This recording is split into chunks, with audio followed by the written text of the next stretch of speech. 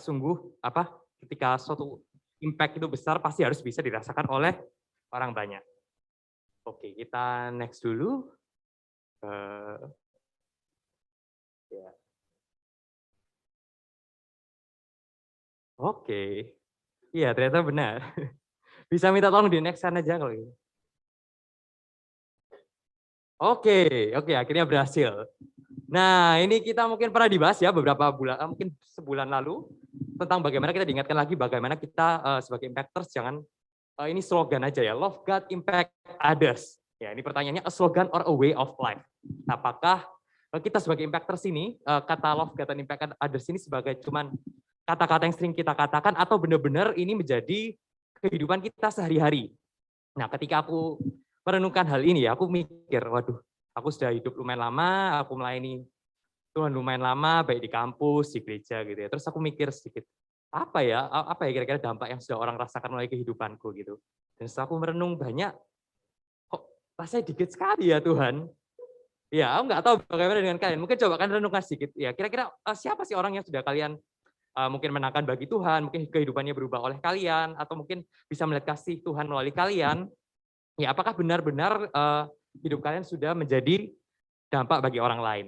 Dan itu juga menjadi pertanyaan, loh Tuhan, aku yakin kok setiap dari kita ini pasti semua pengen menjadi dampak bagi orang lain, ya kan? Ada yang enggak? Enggak ada ya? Nah, tapi seringkali entah kenapa aku merasa, ternyata susah ya Tuhan, kita rindu aja ternyata nggak cukup. Ada sesuatu hari ini kita mau belajar bagaimana kita bisa benar-benar hidup itu menjadi dampak. Oke. Oke, ya kira-kira ada beberapa poin utama yang akan kita pelajari hari ini, yaitu apa yang menghalangi kita menjadi dampak. Ya ini kita sampaikan aku, apa ya Tuhan kira-kira, dan Tuhan, memberikan aku pengertian. Dan yang kedua adalah bagaimana kita menjadi dampak.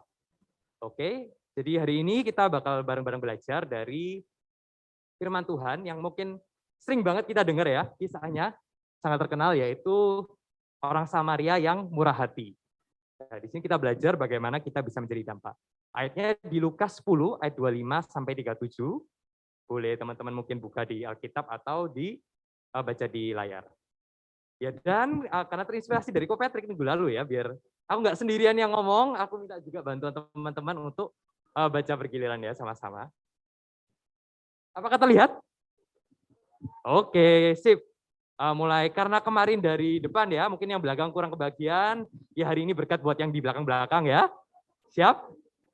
Oke, kebaca ya, mulai dari mungkin Siska nanti ke Kak Amdam dan seterusnya. Oke, silakan.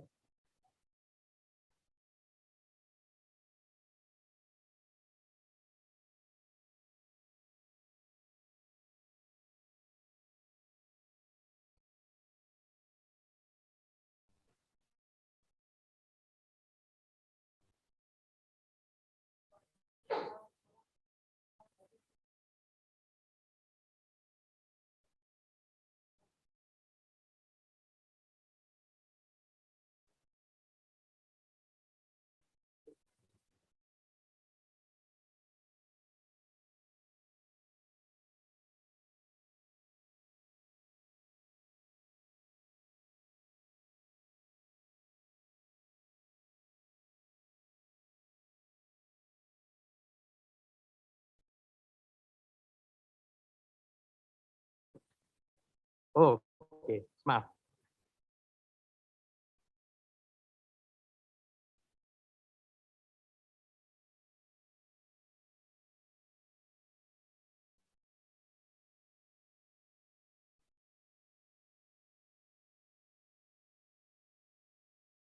Oke, lanjut.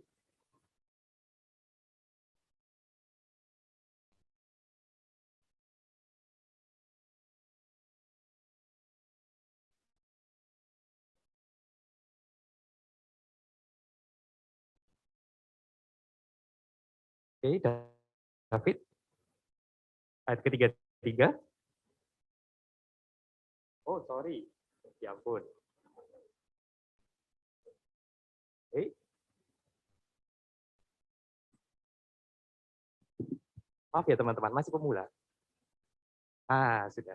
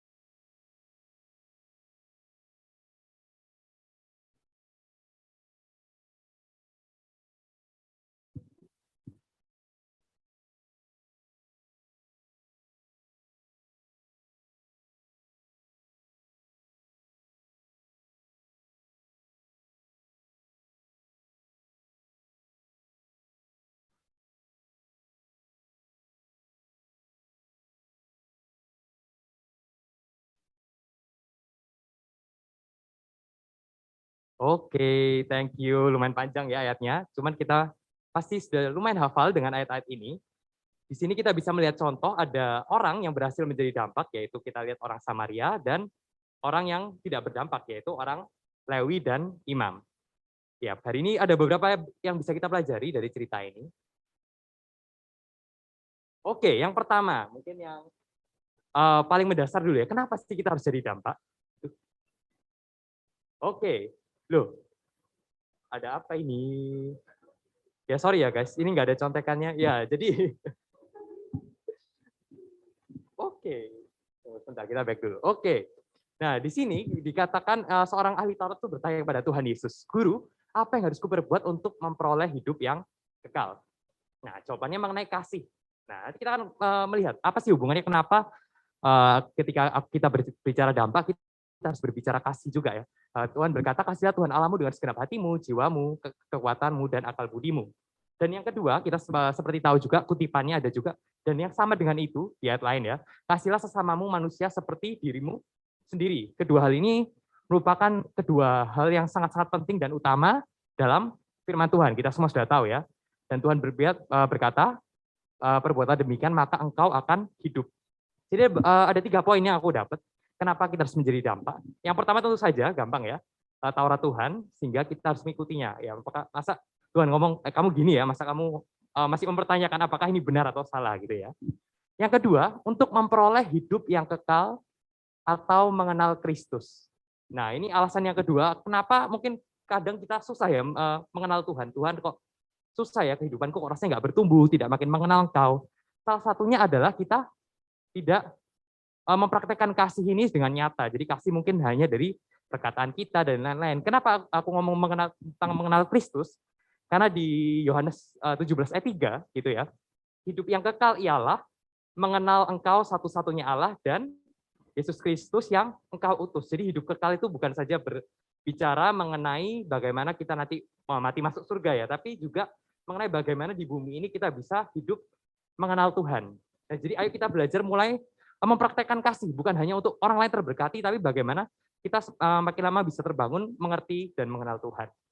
Dan yang ketiga, karena Allah terlebih dahulu mengasihi kita. Ya, ini alasan yang sangat jelas ya. Di sini dikatakan 1 Yohanes 14 ayat 8 dan 19, "Barang siapa tidak mengasihi, ia tidak mengenal Allah, sebab Allah adalah kasih. Kita mengasihi karena Allah lebih dahulu mengasihi kita." Nah, jadi di sini kita perlu koreksi diri lagi. Apakah kita benar-benar mengenal Allah? Dilihat dari mana? Dari apakah kita mengasihi. Dan apa itu kasih? Ya, ketika kita ngomong kasih ya, kasih itu tidak berbicara cuma soal perasaan. Karena kita tahu ya, misal ada cowok cuman kerjanya gombal-gombal ke cewek gitu ya. Nah, kan ya ceweknya pasti minta, ya enggak tahu ya, aku lagi-lagi tidak berpengalaman gitu ya. Tapi pasti ceweknya ya mana buktinya kamu mengasihi aku kan? Omongan tidaklah cukup. Apalagi ini yang diminta adalah bagaimana kita mengasihi dengan standarnya Kristus ya. Standarnya Kristus bukan aja perasaan dan lain-lain, tapi bisa dilihat ini Matius 25 ayat 45. Ayat yang juga cukup terkenal, perumpamaan mengenai kambing dan domba.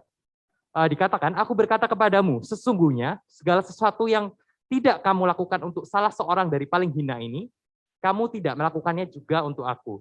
Jadi kita bisa dilihat di sini, kalau kita ngomong kita mengenal Kristus, tapi hidup kita tidak menjadi dampak, hidup kita tidak melakukan sesuatu untuk orang-orang yang di sekitar kita, yang telah Tuhan tempatkan di sekitar kita, maka kita perlu mempertanyakan apakah kita benar-benar hidup di dalam Tuhan, di dalam kasih-Nya gitu ya. Ya, bisa kita simpulkan, kesimpulan pertama yaitu kasih butuh bukti nyata. Ya. Jadi impact starts from love and love proven by action that impact others. Ya, ini poin yang pertama ya. Jadi hal yang melandasi kita untuk mengasihi, untuk menjadi dampak itu apa sih? Selalu pasti dimulai dari kasih ya. Tanpa kasih kita nggak mungkin bisa berdampak. Karena apa? Tanpa kasih ya akhirnya kita pikirkan siapa? Ya diri kita sendiri kan ya. Maka perlu sekali untuk pertama itu kita belajar untuk mengasihi sesama kita. Ya. Dan ya Tuhan ingin bukti bahwa kita mengasihi dari bagaimana kita mengasihi orang lain. Karena dikatakan juga di lanjutannya 1 Yohanes itu bahwa tidak mungkin seseorang mengasihi Allah jika ia tidak mengasihi saudaranya yang dilihatnya. Oke, jadi itu ya guys. Lanjut lagi. Nah, kita langsung lanjut ya. Setelah why kita harus mengasihi, kita sekarang mau lihat kira-kira kenapa sih selama ini saya ya, ini contohnya saya merasa kok kurang jadi dampak ya. Entah bagaimana kalian. Nah, kita bisa melihat dari tokoh tentu saja yang tidak berdampak di cerita di atas, yaitu orang Lewi dan imam. Kita baca, kebetulan ada seorang imam turun melalui jalan itu. Ia melihat orang itu, tetapi ia melewatinya dari seberang jalan. Demikian juga, seorang Lewi datang ke tempat itu, ketika ia melihat orang itu, ia melewatinya dari seberang jalan. Ada beberapa poin yang aku dapatkan dari cerita ini. Pertama, kenapa sih kita kadang terhalang untuk menjadi dampak? Yang pertama itu kita tidak peduli, egois, atau tidak peka. Ya, kelihatannya ini hal sederhana ya. Kita sebagai orang Kristen kadang udah merasa, wah, aku udah baik kok, aku sudah jadi teladan dan lain-lain. Tapi ketika aku merenung, guys, ini aku lagi aku ya, aku nggak tahu kalian. Kayak aku merasa, ternyata selama ini aku cuman berusaha jadi orang baik ya, tapi aku tetap tidak peduli, tidak egois atau tidak peduli, egois dan tidak peka. Apa itu sih tanda-tandanya? Ya kadang kita ngomong itu bukan urusanku, tidak bisa, aku lagi sibuk. Atau mungkin kalau kita melihat orang membutuhkan kasihan ya, and that's it gitu ya. Atau kadang bahkan hati kita itu sudah menjadi tumpul, guys. Kita bisa ngomong, ya itu hal biasa, kalau mau ditolong ya tidak ada habisnya, gitu ya. Kadang kita juga bahkan aku ya, ketika melihat diriku cermin sehari-hari, bahkan ketika aku melihat sesuatu yang buruk yang tidak sesuai dengan firman Tuhan, dan di mana di situ aku sebenarnya bisa ambil peran, somehow tidak terapa ya, tidak terpikir dari hatiku itu bahwa oh I can do something about this. Nah, maka dari itu kita perlu benar-benar cek apakah kita ini sudah memiliki kepedulian gitu. Apakah kita ataukah selama ini kita egois? Nah, hati yang terfokus pada kepentingan diri sendiri akan membuat mata kita tertutup kepada kebutuhan orang lain. Nah, jadi pertanyaan perenungannya untuk kita semua yaitu what's your concern these days? Ya, kadang kalau kita tidak berusaha kepedulian itu tidak dilakukan dengan sengaja, tidak direncanakan, kadang tanpa sadar kita itu hidup sehari-hari itu untuk diri sendiri. Aku pernah merenung gitu ya kemarin-kemarin gitu. Hari ini aku ngapain ya? Pagi bangun ya doa sebentar gitu. Itu langsung yang dipikir langsung, oh tugas akhirku gimana ya? Oh nanti ke sini, ke sini, ke situ, ke situ, ke situ. Ya selain dari pelayanan gereja, kadang ya ketika aku beberapa minggu lalu berenung, kok rasanya nggak ada ya yang benar-benar aku take action untuk orang lain gitu. Ya, jadi perlu kita lihat jangan sampai akhirnya kita menjadi seperti orang Lewi dan imam ini. Ya aku yakin bukan kebetulan Tuhan juga menyebut orang Lewi dan imam, jabatan-jabatan yang mungkin penting di mana orang-orang harusnya sangat mempraktekkan kasih Allah gitu ya. Nah, karena itu kita perlu koreksi diri masing-masing apakah kita hidup untuk diri sendiri atau benar-benar kita menunjukkan kasih kepada Tuhan dan sesama. Oke, poin yang kedua. Oke, kekristenan hanya sebagai status ya. Kalau kita lihat orang Lewi dan orang imam ini tidak menghidupi firman Tuhan gitu ya. Tuhan berkata di Matius 25 ayat 41 yaitu dan ia akan berkata juga kepada mereka yang di sebelah kirinya. Cerita ini kambing-kambing ya yang tidak memberikan kepada orang yang paling hina. Enyahlah dari hadapanku hai kamu orang-orang munafik, orang-orang terkutuk. Nah, lalu ini ada yang menarik. Kita lihat jawaban orang-orang yang dikutuk oleh Tuhan ini. Lalu mereka pun menjawab dia, katanya, Tuhan, bila manakah kami melihat engkau lapar, atau haus, atau sebagai orang asing, atau telanjang, atau sakit, atau dalam penjara, dan kami tidak melayani engkau. Ya, jangan sampai ini menjadi akhir hidup kita ya, ketika kita tidak peka, kita akhirnya cuman hidup dalam status sebagai orang Kristen, tapi hidup kita tidak benar-benar berdampak. Ya, jadi poinnya adalah status saja tidak cukup. Ibadah yang kosong tanpa kasih yang nyata adalah sia-sia. Ya, jadi kita perlu benar-benar cek hidup kita dan jangan merasa, oh yang penting aku hidup baik. Oh bahkan ya kadang kita berlindung di kata-kata, oh yang penting aku jadi teladan. Dan di situ kita seolah-olah melepas tanggung jawab kita dari orang-orang di sekitar kita. Seolah-olah kita tidak perlu melakukan apa-apa, memberikan kasih kepada mereka. Gitu ya. Oke, kita sudah lihat penghalangnya. Ada 2 kira-kira. Ya mungkin masih ada lebih banyak, cuman nggak bisa dibahas, mungkin kita pasti banyak ya. Oke, lalu pertanyaan selanjutnya. Nah, kalau kita sudah tahu penghalangnya ya, kita mau tahu apa sih bagaimana cara kita menjadi dampak. Kita lihat di ayat yang ketiga, lalu datang seorang Samaria yang sedang dalam perjalanan ke tempat itu. Dan ketika ia melihat orang itu, tergeraklah hatinya oleh belas kasihan. Nah, jadi poin yang pertama, bagaimana kita menjadi dampak. Yang pertama itu adalah belas kasihan, guys. Ya, jadi kita harus belajar punya hati yang peka dan peduli terhadap kepentingan dan kesusahan orang lain. Nah, dan ini adalah hal yang susah sekali kalau kita nggak disengajakan ya, karena pada dasarnya manusia itu nature-nya itu egois kan. Sehingga ya kalau kita menjalani hidup ya pokoknya jalan, pokoknya aku jadi orang baik. I think ya mungkin ada beberapa orang di sini yang prakteknya jauh lebih baik dari aku ya, tapi aku yakin orang-orang yang peduli pun juga berusaha dan benar-benar menata kehidupan mereka sehingga kehidupan mereka benar-benar bisa berdampak, tidak sekedar mengalir ya. Jadi perlu kita sengaja Tuhan berikan aku hati yang penuh dengan belas kasihan, di mana ketika aku melihat lingkunganku ada suatu kepekaan, oh aku bisa membantu di sini, oh Tuhan bisa pakai aku. Ya seringkali kita ketika kita tidak melayani orang-orang yang di sekitar kita, alasan kita juga, oh hati kita tidak tergerak gitu ya. Mungkin kita kayak menunggu, wah aku pengen kayak tanda khusus dari Tuhan bahwa aku harus berjalan gitu ya. Oh no, aku yakin bahwa Tuhan tuh menempatkan kalian di lingkungan kalian masing-masing itu juga dengan maksud, dan kalian harus belajar untuk membuka mata, memiliki kasih dan memiliki kepedulian. Gitu ya. Poin yang kedua, kerelaan berkorban. Ya lagi-lagi ini soal bagaimana kita menanggalkan keakuan dalam diri kita. Yang pertama kita memiliki belas kasihan. Yang kedua, kita lihat selanjutnya ayatnya, ia pergi kepadanya lalu membalut luka-lukanya sesudah ia menyiraminya dengan minyak dan anggur. Kemudian ia menaikkan orang itu ke atas keledai tunggangannya sendiri, lalu membawanya ke tempat penginapan dan merawatnya. Nah dari ayat ini kita bisa melihat bahwa untuk kita belajar mengasihi tidak cukup di belas kasihan, harus mulai take action, dan di take action itu kita perlu pengorbanan. Kalau kita lihat cerita ini ya, pasti kita tahu bahwa orang Samaria ini ya nggak nganggur ya. Dia dalam perjalanan ke suatu tempat, bahkan di keesokan harinya dia pun harus pergi meninggalkan orang yang kesakitan itu kan ya, karena ya dia memiliki tanggung jawab. Ya begitu pun juga dengan kita. Ketika kita mau ngomong kita mau jadi dampak, ya kita nggak bisa tetap stay mempertahankan. Oh ini waktuku, ini semua itu pokoknya untuk aku gitu, nggak bisa kan, harus belajar menanggalkan keakuan dan bagaimana kalian di situ harus belajar mementingkan kepentingan orang lain. Jadi kasih itu memang juga selalu diikuti dengan pengorbanan. Oke? Ya, jadi kedua harus kerelaan berkorban. Dan yang ketiga adalah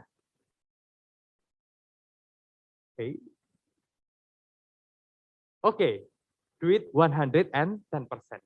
Ketika kita ngomong jadi dampak, ya ngomong gampang aja soal menginjil lah ya. Mungkin salah satu momok orang Kristen yang jarang mungkin tidak banyak orang Kristen yang melakukan dengan tekun gitu ya. Soal menginjil saja kita tidak boleh cuman percaya Tuhan, habis orangnya kita menginjil, habis orangnya percaya Tuhan dan kita lepas. Nggak bisa kan ya? Kita harus memuridkan dan terus agar dia terus bertumbuh dan seterusnya.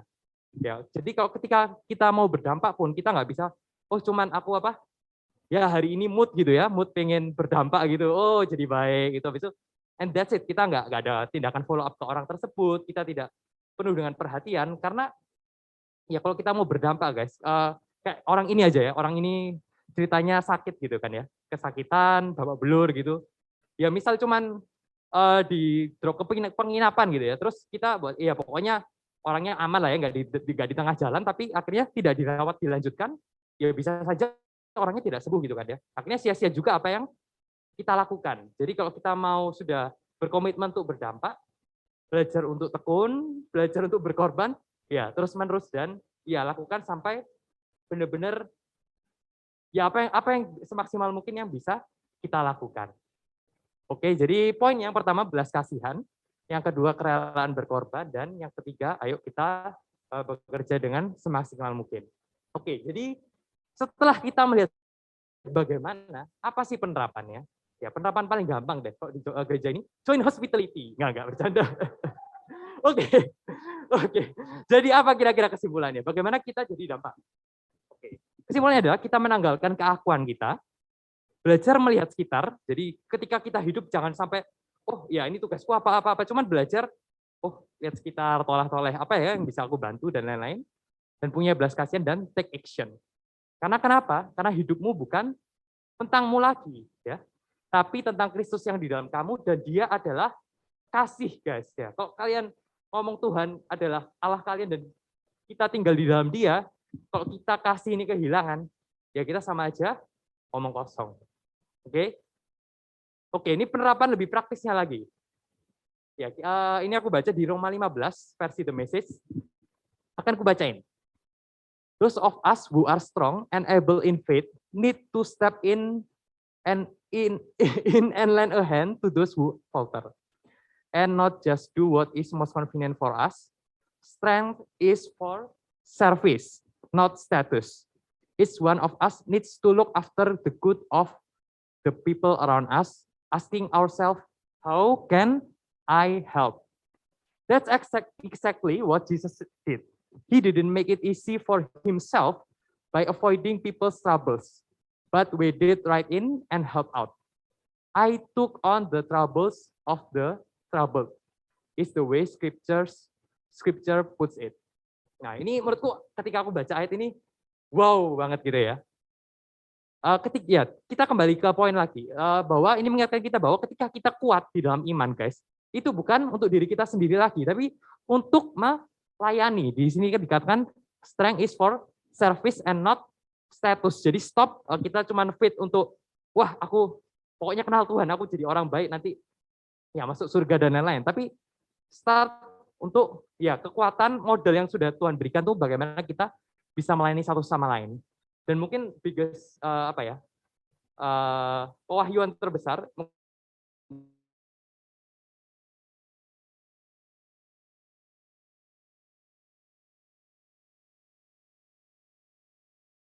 mungkin yang aku lihat pertanyaan how can I, dan sebenarnya sangat mudah dilakukan jika kita mau melakukannya gitu ya. Jadi mungkin di gereja ini kita bisa lihat teman-teman kita di sekitar, oh siapa yang membutuhkan bantuan ya, oh ada yang lagi sakit. Nah, aku pun lagi belajar dalam hal ini dan masih terus belajar ya. Dan kita bisa melihat juga contohnya dari Tuhan Yesus sendiri, bahwa Dia tidak membuat hidupnya itu mudah dengan apa? Dengan mengabaikan permasalahan orang lain. Nah, ini yang kita rasa, wah itu permasalahan orang lain, itu bagian mereka. Nah, tapi ya Tuhan sudah menjadi contoh bahwa Dia mengatakan, aku took on the troubles of the trouble. Jadi aku mengambil bagian dalam permasalahannya orang-orang yang bermasalah ini gitu ya. Jadi dia menanggung sesuatu yang sebenarnya tidak perlu ya tanggung gitu ya. Dan itu juga yang harus kita pelajari, dan ya itu memang susah, tapi kita sama-sama belajar. Nah, aku mau sharing dikit. Ketika aku belajar untuk menerapkan kebenaran ini, ya aku merasa sama kan di kuliah, wah ya apa ya, teman-temanku ya yang Kristen sudah ada organisasinya sendiri. Terus kalau sharing Injil aku kan di ITS kan ya, nanti kristenisasi, kayak serba bingung. Aku merasa bagaimana aku bisa jadi dampak, rasanya nggak bisa gitu. Aku udah kayak tanya Tuhan gitu kan ya, Tuhan kira-kira apa yang harus aku lakukan gitu kan ya. I think ya, akhirnya aku menjalani rutinitas gitu. Tapi ketika aku mendapat kebenaran ini, ya aku bisa melihat sekitarku, oh teman-temanku yang dulu nilainya jelek gitu ya, misalnya mereka males gitu ya, nggak belajar. Dulu aku itu bisa kayak tambah gosipin gitu sama temanku, waduh teman ini kok males ya apa sih, kayak ya gitu, ya pokoknya gosipin gitu. Atau di sisi lain bahkan aku karena orangnya kompetitif ya, dari SMA kan suka lomba gitu, akhirnya kayak kok temanku dapat nilai jelek, ya bukan suka karena nilainya jelek, cuman aku senang, wah nilai aku bagus ya, bisa menang gitu. Nah, wah itu jahat, aku bisa melihat, wah ternyata selama ini aku jahat sekali ya. Nah tapi ketika aku mulai menanyakan ini, bagaimana aku bisa menjadi dampak, somehow Tuhan membukakan hal-hal yang sebenarnya sederhana yang bisa kita lakukan kepada mereka gitu. Contohnya, aku tiba kayak somehow tergerak sama temanku kan ini lagi tugas akhir ya. Sudah minggu ketiga, keempat mereka belum mulai kerja sama sekali, mungkin terlarut liburan gitu ya. Terus ya somehow biasanya aku ya cuek-cuek aja. Cuman somehow di sini Tuhan kayak menggerakkan, ayo aku harus jadi dampak gitu. Ya aku mulai ngechatin mereka satu-satu. Ya memang pertama nggak mudah ya, karena terus apalagi misal temen yang aku bilangin ya kayak besok kamu mulai kerja ya gitu, semangatin gitu. Besok kita tanyain lagi, sudah kerja belum, besok pasti besok. Nah, besoknya sama lagi ya, tapi ya lagi-lagi ingat poin ketiga, do it 110%. 10%. Kita harus lakukan terus dan ya hal yang sederhana ini akhirnya dua orang temanku ini yang sebelumnya belum kerja tugas akhirnya atau semacam skripsi gitu ya. Akhirnya di situ ada yang mana desainmu karena aku kuliah desain gitu kan ya. Ayo coba ku kasih masukan gitu. Nah, ini bicara soal karunia juga. Misal kalian ada karunia misal dalam hal desain dan kalian bisa memberikan masukan bagi teman-teman ya. Kalian bisa lakukan juga gitu ya. Apa yang ada pada kalian kerahkan semua. Dan akhirnya setelah aku kritik, aku kritikin, aku kasih masukan, mungkin kamu bisa gini, mungkin kamu bisa gitu. Tiba aku menerima tanggapan yang tidak aku kira sebelumnya. Wih, thank you ya, Vin, aku jadi semangat banget kerja tugas akhir. Terus aku mikir, aku memang ngapain? Aku kan cuman gini doang gitu kan, cuman ngasih masukan, cuman apa. Tapi ternyata aku bisa mengubahkan kehidupan orang cuma dengan hal sesederhana ini ya. Selama ini aku nggak kepikiran ya. Itu kayak, wow. Ya ternyata, ayo guys, kita sama-sama belajar untuk melihat ke sekitar kita dan ya mulailah dengan hal-hal yang sederhana gitu. Ada temanku juga satu yang di SMA, teman SMP dulu, sorry. Ya itu juga gitu, kuliahnya nggak ditinggal gitu ya, ETS ya ditinggal, nggak ujian gitu. Dan ya aku mulai menabur gitu ya untuk menyemangati dia, untuk ya mempedulikan dia. Ya tapi ya lagi-lagi harus ya meskipun aku belum lihat hasilnya, kita harus tetap tekun dalam mengerjakan hal itu. Oke, lanjut. Permisi. Oke, tunggu ya teman-teman. Iklan sih. 1, 2. Oke, ini kesimpulannya tadi ya. Lihatlah sekelilingmu, kenalilah lingkunganmu. Nah ini penting juga poinnya ya. Kenalilah lingkunganmu. Kadang kita cuek dengan lingkungan, tidak mau melihat. Kita ayo belajar melihat lingkungan kita, apa yang di sekitar kita, dan tanyakan pada dirimu, how can I help? Ya ini aku baca di Vision of Vocation ya, buku tentang visi. Jika kamu mempunyai mata, melihatlah, dan setelah mengenal apa yang kau ketahui, apa yang akan kau lakukan. Nah, jadi kita belajar jangan cuman, oh Tuhan, visimu apa ya bagi masa depanku, bagi yang jauh-jauh, tapi padahal ketika Tuhan dia punya visi bagi kita di lingkungan kita ya menutup mata gitu ya, seolah-olah ya tidak ada yang bisa kita lakukan. Padahal ketika Tuhan menempatkan kita tidak ada yang kebetulan, guys. Di situ kan pasti ditempatkan untuk bisa jadi dampak. Mungkin kita juga ada alasan nih, tapi aku tidak pandai berbicara gitu ya. Aku tidak pintar mengajar, aku tidak berbakat menyanyi, aku tidak banyak, dan alasan-alasan lain. Aku tidak memiliki karunia yang hebat. Dan di situ mungkin kan merasa, wah kalau aku nggak punya karunia-karunia yang menonjol gini, berarti aku nggak bisa jadi dampak. Ya, apakah begitu? Oke, next. Oke, ya. Tapi yang aku pelajari, guys, bahwa menjadi dampak itu bukanlah soal apa karunia rohani yang kita punyai. Tetapi modal dan karunia terbesar kita menjadi dampak adalah kasih Kristus. Kasih itu memampukan kita untuk mengasihi orang jauh melebihi apa yang dunia tawarkan. Kasih yang tak bersyarat. Nah, jadi kalian stop ya, maksudnya Tuhan kok nggak punya karunia apa-apa ya. Enggak, yang jujur mungkin karunia itu bahkan tidak sepenting itu, karena semua dikatakan Tuhan bukan tidak sepenting ya, maksudnya tidak apa karuniamu itu tidak terlalu penting gitu. Yang penting itu bagaimana kamu dengan kasih mengerjakan karunia itu, gitu ya. Karena kita baca ayatnya bahwa karunia ya, meskipun aku bernubuat gitu ya, berbicara dengan bahasa malaikat, semuanya sia-sia tanpa kasih. Jadi ya kalian punya cukup modal guys untuk berdampak, asal kalian mau belajar mengasihi seperti Kristus mengasihi. Next. Oke, waktunya sudah habis guys. Ya, lebih dikit ya guys, karena ini kan next-nya berapa menit gitu kan. Oke, nah ini tinggal pertanyaan perenungan aja ya. Pertama pertanyaannya ya, sudahkah hidupmu penuh dengan kasih? Ataukah kasih itu sudah menjadi hambar?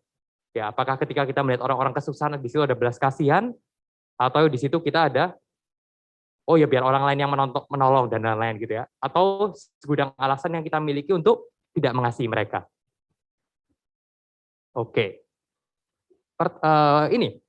Dan perenungan kedua, pernahkah kamu membayangkan dampak sebesar apa yang bisa kamu berikan jika kamu mengasihi sesamamu seperti dirimu sendiri? Nah, di sini ketika aku mengatakan Tuhan bahkan untuk kita mengasihi itu bukan sekedar Ya kasihlah dia dengan sekuat tenagamu atau apa. Tapi kasihlah dia seperti dirimu sendiri ya. Bayangin kalau kita benar-benar melakukan firman ini guys. Kayak kita mempedulikan orang sama seperti kita mempedulikan diri kita sendiri. Betapa besarnya impact yang bisa kita bawa.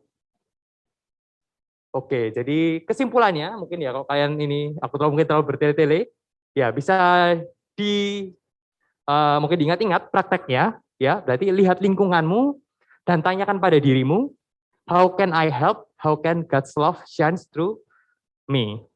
Ya, jangan biarkan keseharian kalian merebut kalian dari apa perbuatan-perbuatan baik yang bisa kalian lakukan. Saya belajar untuk intensional terus menanyakan bagaimana aku bisa menjadi dampak. Don't be passive karena love is active guys. Kan ya, kita nggak bisa menunggu apa ya, cuman menunggu. Kita harus belajar mulai bergerak. Nah, dan kata penutup, ya ayo guys, sekali lagi jangan jadi jargon doang. Love God and impact others. Oke, untuk penutup sekali lagi ya, Impactors. Oke, amin. Selamat mempraktekkan teman-teman.